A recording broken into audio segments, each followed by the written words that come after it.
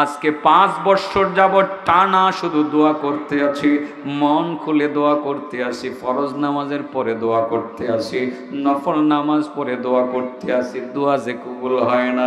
হুজুর সাহেব, দোয়া কবুল হয় না। আল্লাহ কিন্তু কথা দিয়েছেন তিনি দোয়া কবুল করবেন, কবুল হলো না কেন? গতবার বলছিলাম আল্লাহ আমার মামলাটা নিষ্পত্তি করে দাও, হলো না মামলা নিষ্পত্তি, বরং মামলা আরো কয়েকটা বাইরে গেছে, একের পরে এক মামলা বাড়তেছে, আমি মামলা থেকে রেহাই পাইতেছি না। জমিনের সমস্যা ছিল, আল্লাহর কাছে কান্নাকাটি করে বলছিলাম আল্লাহ জমিনটা নিয়ে মামলা চলছে, কালিকা প্রসাদ বাজারে আমার জমিনটা বেদখল হয়ে গেছে, আমি ন্যায্য দাবিদার, আল্লাহ আমি কোর্টের রায় পাইতেছি না, তুমি ব্যবস্থাটা করে দাও। দোয়া তো নিজেও করতেছি, এতিমখানার মধ্যে ছাত্রদেরকে খাওয়াইছি, আলেমদেরকে হাদিয়া দিয়া দোয়া চাইছি, দোয়া তো কবুল হইতেছে না। এমন প্রশ্নটা অনেকের অন্তরে জেগেছে কি জেগে নাই? হ্যাঁ, জেগেছে, আছে। এই প্রশ্নটা কি শুধু আপনার ভিতরে নাকি আমাদের ভিতরে আছে? আমাদের ভিতরে আছে না? আছে। 1 নম্বরে আমরা আসলে দোয়াতে অপারগ, দোয়া করতেই জানি না। 2 নম্বরে দোয়াকে দোয়ার মতো করে করতে পারি না, যেইভাবে দোয়া করার কথা ওইভাবে করতে পারি না। সেই প্রশ্নের উত্তরটা ইব্রাহিম ইবনে আদহাম রহমতুল্লাহ আলাই, আমি এটা আসলে এইবার শুধু এক জায়গাতেই কমপ্লিট বয়ান করার সুযোগ পেয়েছিলাম, ইব্রাহিম ইবনে আদহামের বক্তব্যটা, আর এবারের সিজনের সুযোগ পাই নাই। এখনো তো আর সুযোগটা হবে না, পুরাটা বিষয় আপনাদের সামনে তুলে ধরার জন্য এখনো পুরাটা সুযোগ হবে না। ছোট্ট করে বলে ফেলি, এই উত্তরটা ইব্রাহিম ইবনে আদহাম রহমতুল্লাহ আলাই তিনি তার মুরিদদের সামনে পেশ করেছিলেন। উনি যখন বাসরা বাজারে গেলেন, শহরে গেলেন, ইরাকের একটি শহরের নাম হলো বাসরা, আরেকটি শহরের নাম হলো কুফা। আপনারা নাম শুনেছেন, আমাদের ছেলেরা এই বাসরা কুফাকে সহজেই চেনে, কারণ তারা নাহুর কিতাব পড়ে, তারা ইলা আর মিন আর ইলার দৃষ্টান্ত বুঝতে গিয়ে সিরতু মিনাল বাসরা ইলাল কুফা এরা সব সময় পড়ে। কেউ আপনারা পড়ছেন? মাশাআল্লাহ। তো এই বাসরা শহরে ইব্রাহিম ইবনে আদহাম যখন গেলেন, সাধারণত আজকে যদি আপনি দেখেন চরমনার পীর সাহেব হযরত এসে গেছে, এখানে মরিদরা খবর পেলে বিরা ধরতো না, এসে আরে আমাদের পীর সাহেব হযরত এসে গেছে। চরমনার মরিদ আসেন না এখানে একজন আছে, দেখা যায়। যাই হোক, কথার কথা ওনার কথাই বললাম। তো উনি আসলে ওনার মরিদরা আশপাশে যারা শুনবে দ্রুত আসবে, আরে অঘোষিতভাবে আমাদের পীর সাহেব হুজুর চলে আসলেন, কেন যাই। তো এইভাবে হযরত ইব্রাহিম ইবনে আদহাম রহমতুল্লাহ আলাইহি উনি যখন বাসরার বাজারে গেলেন, উনি তো আরও অনেক বড় পীর ছিলেন, উনি ছিলেন এক সময় বাদশাহ। উনি কি ছিলেন? বাদশাহ। পরবর্তীতে বাদশাহী ছাইড়া দিয়া উনি এই লাইনে আল্লাহর লাইনে ঢুকছে আর কি, ইসলামের লাইনে পুরোপুরি ঢুকে গেছেন। তো উনি এই বাসরা বাজারে আসছেন, মুরিদরা যখন খবর পাইছে যে আমাদের পীর সাহেব হুজুর চলে আসছে, মুরিদরা গিয়ে গিরা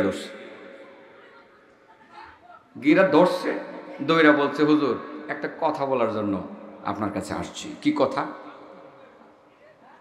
মালানা নাদউ ফালা ইউস্তাজাবু লানা।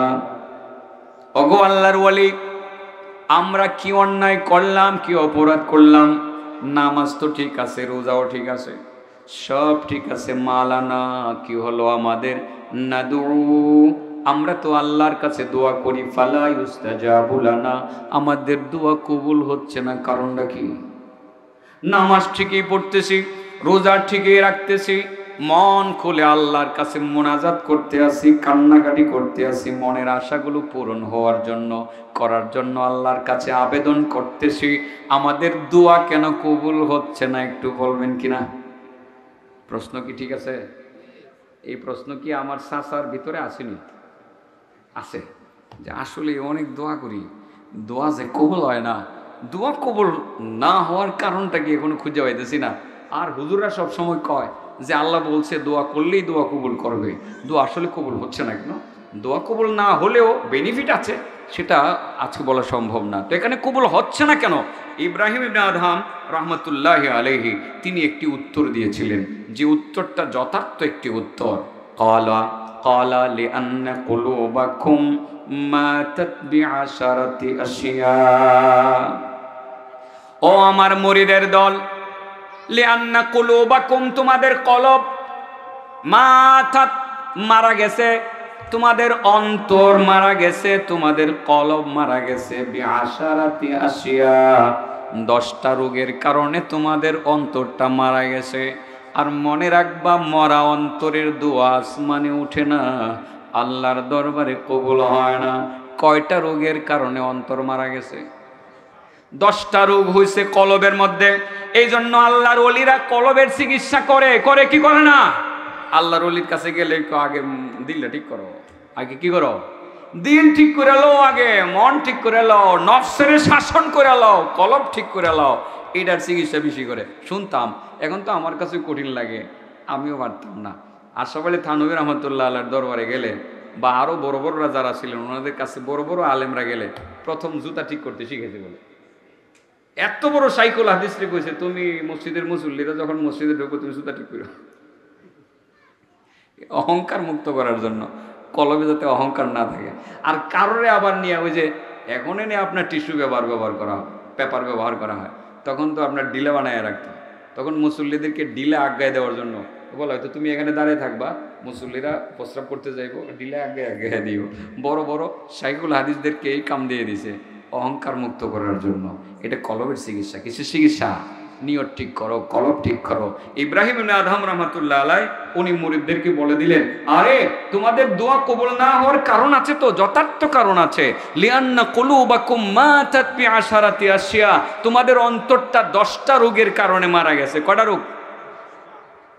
এর মধ্যে একটা রোগ একেবারে ঘরে ঘরে আছে, প্রত্যেকের ভিতরে আছে, প্রায় 85% মুসলমানের ভিতরে আছে এই রোগটা। এই রোগটার কথা কয়ে তুই জায়গা আপনারা রাগটা করে তুলেন না। এই রোগটা উনি 10টা রোগের মধ্যে তালিকাতে রাখছেন 9 নম্বর। কয় নম্বর? 9 নম্বরে বলছে, ইনতাবাহতুম মিনান নাওম ওয়া শাগালতুম ফি উয়ুবিন নাস ওয়া তারাকতুম উয়ুবাকুম।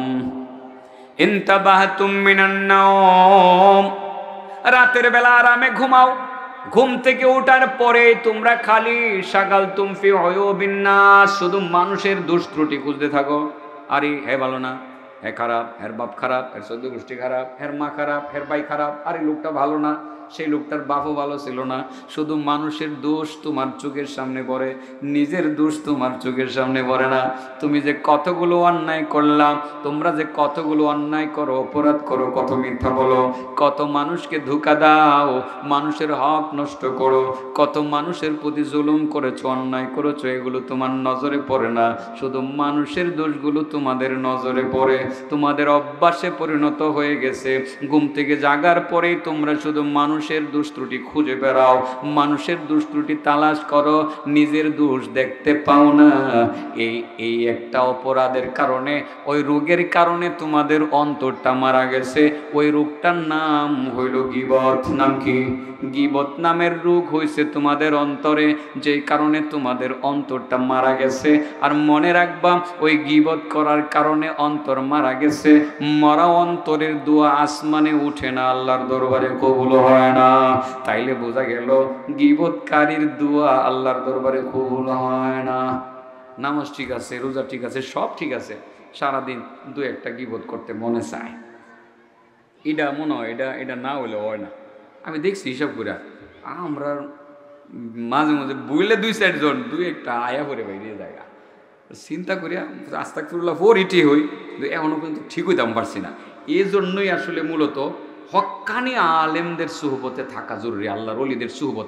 আসলে এটাকে অনেকে মিসগাইড করে, আল্লাহর ওলিদের সুহবত থাকা মানে আরে পীরের কাছে যাইতে হবে কেন? আরে বেটা, লেখাপড়া শিখলে যেমন শিক্ষক লাগে, ভালো মানুষ হইতে গেলেও শিক্ষক লাগে কিনা? আমার নাকি পীর দরকার আছে কিনা? তো মানে মাদ্রাসায় পড়ানোর জন্য কোরআন হাদিস শিখতে গেলে শিক্ষক দরকার আছে কিনা? তো কোরআন হাদিস শিখতে গেলে যদি শিক্ষক দরকার হয়, মানুষ হিসাবে ভালো মানুষ হিসাবে গড়ে উঠার জন্য শিক্ষকের দরকার আছে।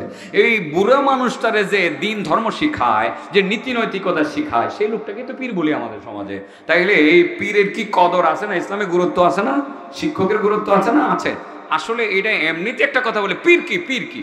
আরে বাবা, তোমাকে তো পীরের অর্থটা বুঝতে হবে। পীর মানে তো এখানে শিক্ষক, যিনি আপনাকে অনেক কিছু শেখাবেন। আমরা দেখছি আল্লাহর ওলিদের সুহবতে থাকলে এই সমস্ত অন্যায় থেকে নিজেকে দূরে রাখা যায়, গীবত শিকায়াত যেগুলো আছে নিজেকে দূরে রাখা যায়। এজন্য আল্লাহওয়ালাদের সুহবতে থাকবো তো ইনশাআল্লাহ আমরা।